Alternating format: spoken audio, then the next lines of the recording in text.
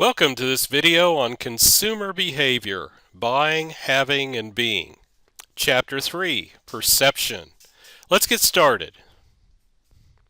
Learning objectives. Products and commercial messages often appeal to our senses, but because of the profusion of these messages, we don't notice most of them. Perception is a three-stage process that translates raw stimuli into meaning. The field of semiotics helps us to understand how marketers use symbols to create meaning. Learning Objective 3.1. Products and commercial messages often appeal to our senses, but because of the profusion of these messages, we don't notice most of them.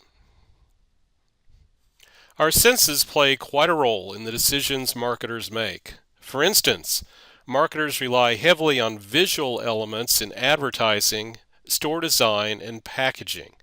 They communicate meanings on the visual channel through a product's color, size, and styling.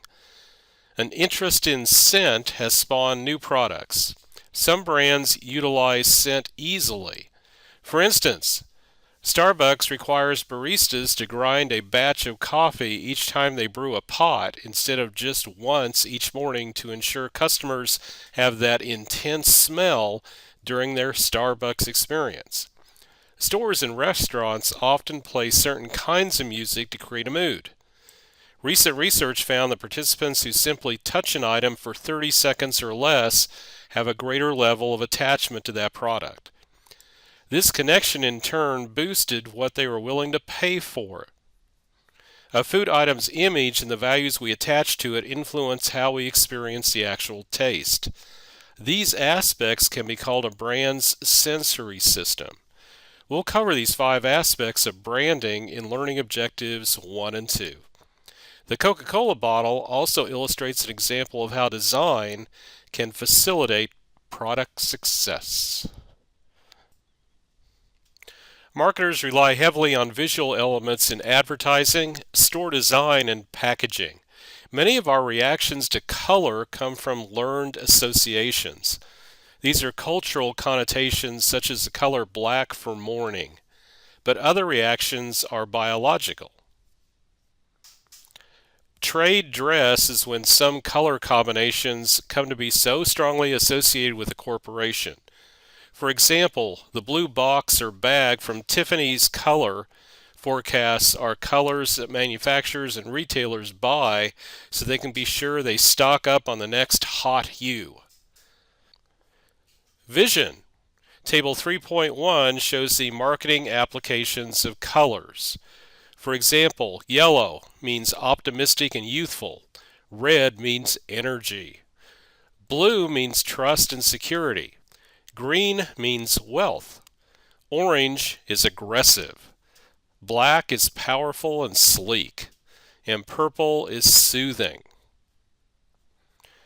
Marketers are seeking ways to exploit the power of scent. You may notice products with scent such as aircraft cabins. A consistent scent could ultimately register with customers as a brand's sensory signature. There are many aspects of sound relevant to marketers. Brands can use audio watermarking to encourage the retention of the message. When producers weave a sound or motif into a piece of music that acts like an earworm, we compulsively hum. Sound symbolism is a way to influence brand image with sound. Sounds can even influence how we feel about size. Consumers are more likely to recognize brand names that begin with a hard consonant, like a K or a P. Vowel and consonant sounds, or phonemes, can even be associated with perceptions of large and small. Consumer researchers are studying the role that haptic sense, or touch, plays in consumer behavior. Basically, we are much more sure about what we perceive if we can touch it. We have a tendency to want to touch objects. The philosophy of computer design related to touch is known as natural user interface and incorporates habitual human movements that we don't have to learn. Some Japanese companies take this idea a step farther with their practice of kansai engineering, a philosophy that translates customers' feelings into design elements. For reflection, imagine you are the marketing consultant for the package design of a new brand of premium chocolate. What recommendations would you make regarding sight and scent? For reflection, some studies suggest that as we age, our sensory detection abilities decline. What are the implications of this phenomenon for marketers who target elderly customers? For reflection, how has your sense of touch influenced your reaction to a product? Which of your senses do you feel is most influential in your perceptions of products?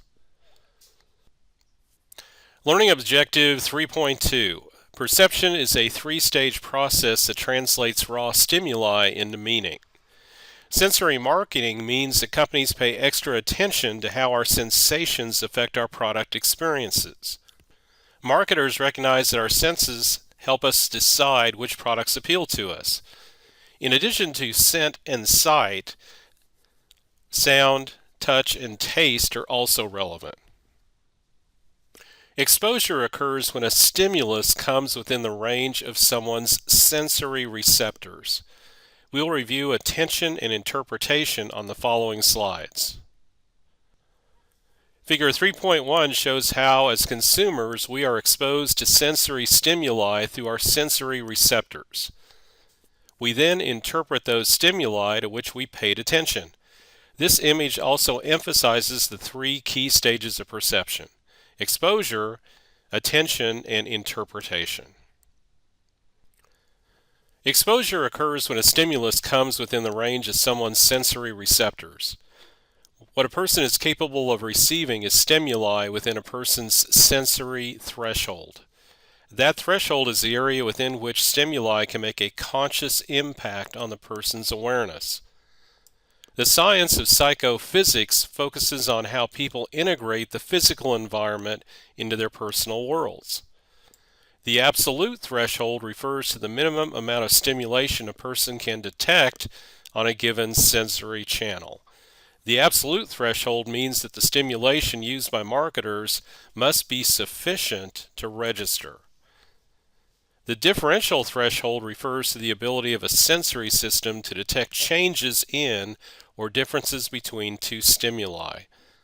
The minimum difference we can detect between two stimuli is the JND, which stands for just noticeable difference. Sometimes a marketer may want to ensure that consumers notice a change, as when a retailer offers merchandise at a discount. A consumer's ability to detect a difference between two stimuli is relative. A psychophysicist named Ernst Weber found that the amount of change required for the perceiver to notice a change systematically relates to the intensity of the original stimulus. The stronger the initial stimulus, the greater a change must be for us to notice it. This relationship is known as Weber's law. Exposure occurs when a stimulus comes within the range of someone's sensory receptors. Consumers concentrate on some stimuli, but they're unaware of others. There are some stimuli we simply cannot perceive. Psychophysics is a science that explains how the physical environment is integrated into our personal subjective world.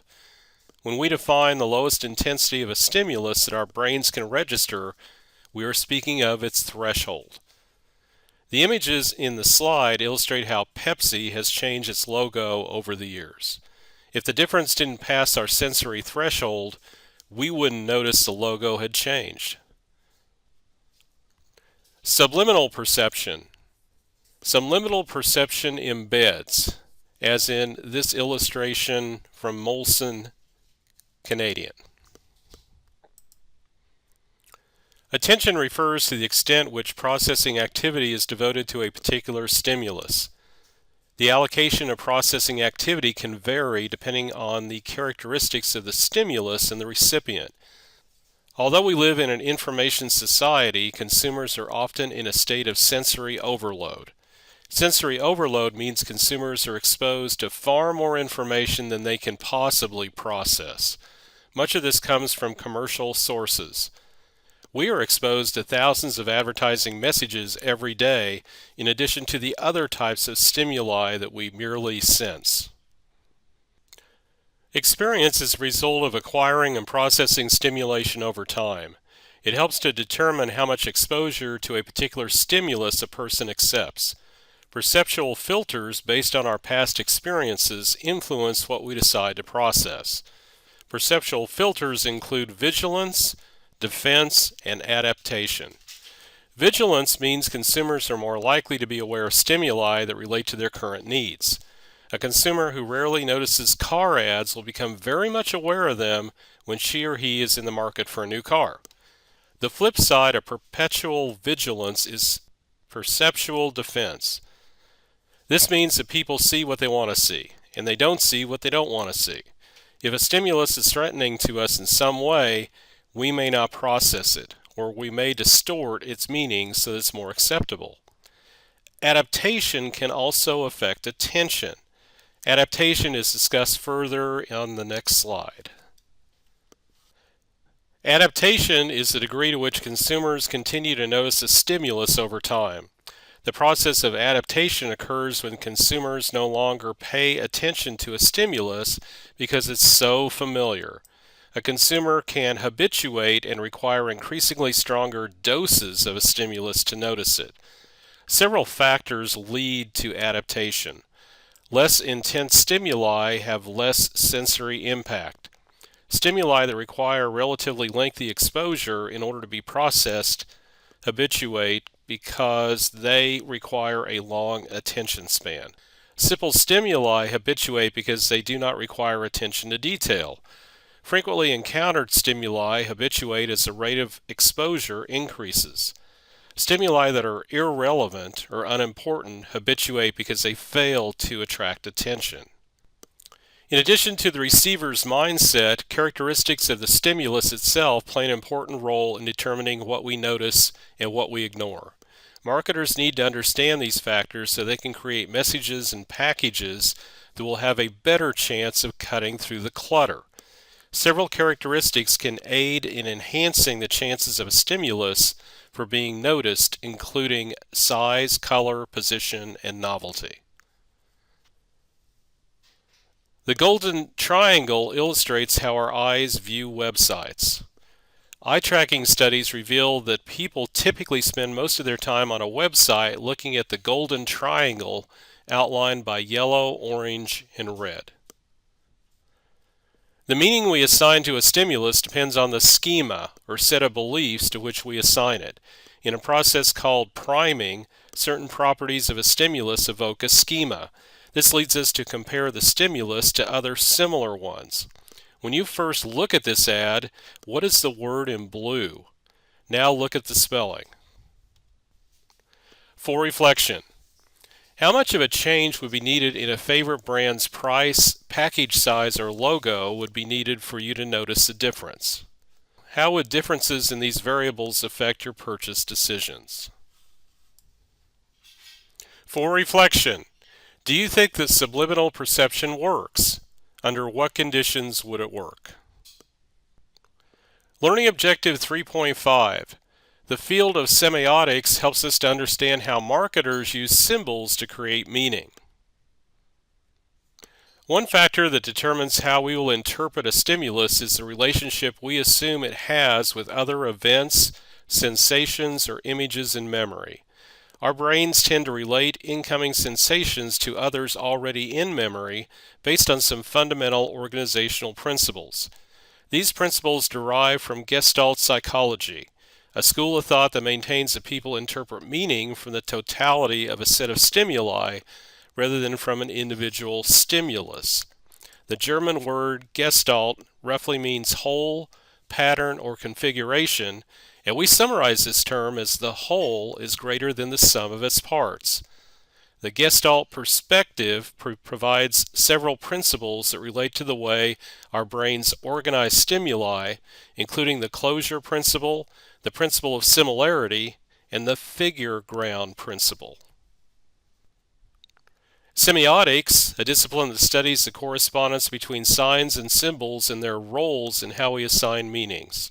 The object is a product that is the focus of the message, like Marlboro cigarettes. The sign is the sensory message that represents the intended meanings of the object, like the Marlboro cowboy.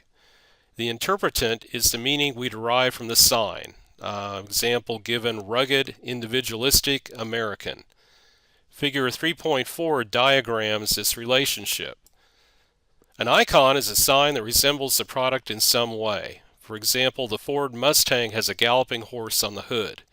An index is a sign that connects to a product because they share some property, like the pine tree on some Procter & Gamble Spick and Span cleanser products conveys the shared property of fresh scent.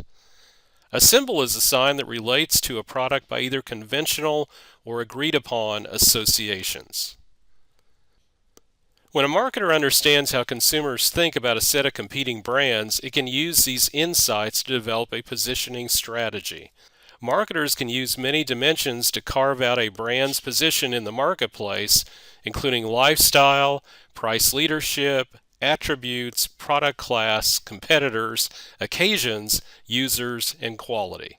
Examples are noted on this slide. Some research by clinical psychologists suggests that subliminal messages can influence people under very specific conditions, though it's really doubtful that these techniques would be of much use in most marketing contexts. For this kind of message to have a prayer of working, an advertiser has to tailor it specifically to an individual rather than the mass messages suitable for the general public. For reflection, think of a commercial you have recently seen and explain the object, sign, and interpretant. For reflection, give an example when you were affected by closure, similarity, or the figure ground principle. For reflection, how do your favorite brands position themselves in the marketplace? Which possible positioning strategies seem to be the most effective? Chapter summary. Products and commercial messages often appeal to our senses, but because of the profusion of these messages, we don't notice a lot of them. Perception is a three-stage process that translates raw stimuli into meaning. The field of semiotics helps us to understand how marketers use symbols to create meaning. We've covered several key concepts in this chapter, including perception, how perception is affected by our senses, subliminal advertising, and the factors which affect how we process symbols. Thanks for watching. Please check out the other videos in this consumer behavior series. Hey, thanks again.